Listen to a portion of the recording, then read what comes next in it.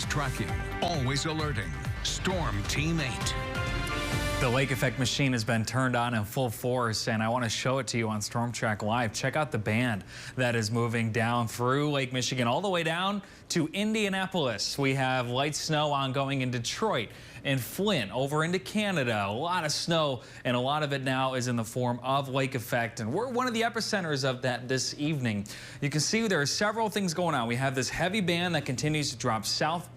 Berrien County is really getting dumped on as expected tonight. And then we have a round of snow from lake effect that was coming from Lake Huron moving in from the northeast. So Grand Rapids about to start picking up on some snow. We're getting snow along US 131 between Grand Rapids and Kalamazoo. It's 32 right now in Grand Rapids, 32 in Kalamazoo. Now that the sun has set, that snow is going to begin sticking a little more, especially on those area roadways. So something to keep in mind if you are heading out yet tonight. Again, not snowing yet here in Grand Rapids, but we are expecting that to change here within the next hour or so. It's going to be a cold night as well. Forecasting lows in the lower 20s.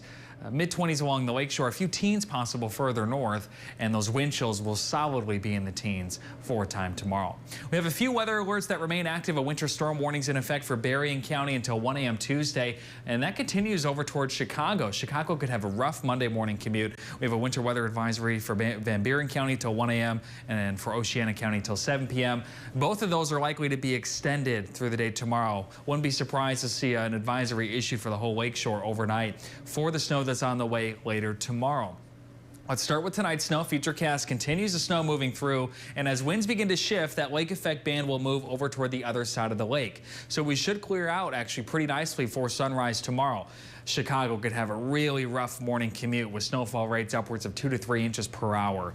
This band is then going to start moving its way back in our direction as the winds shift northwesterly. So into the afternoon, that's when we're likely to start seeing some more snow. A short wave rolls through, brings another burst tomorrow afternoon, and then into tomorrow evening, the winds shift even more westerly. That's expected to provide another round of some light to moderate snow for us till about 1 or 2 a.m. Tuesday morning.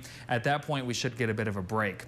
In terms of how much snow we're expecting, how much additional snow we're expecting, 5 to 7 inches or more is expected here in the light pink, including parts of Berrien County, Cass, and Van Buren. 3 to 5 inches, almost all of which is expected to fall tomorrow for parts of western Allegan County, Van Buren, and a part of St. Joseph, perhaps Kalamazoo counties, and then additionally for parts of Muskegon and Oceana. You'll notice this little stripe right along the shoreline.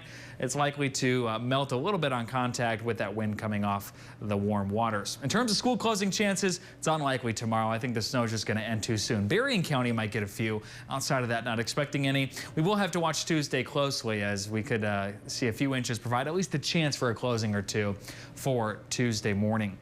We are expecting a return to fall. Temperatures will be in the upper 30s Tuesday, mid 40s Wednesday. Your 8-day forecast has us eventually making a run at the 50s. That's still a little uncertain. What is more certain is we're looking at a very pleasant midweek stretch with sunshine and temps in the upper 40s to lower 50s. Duncan.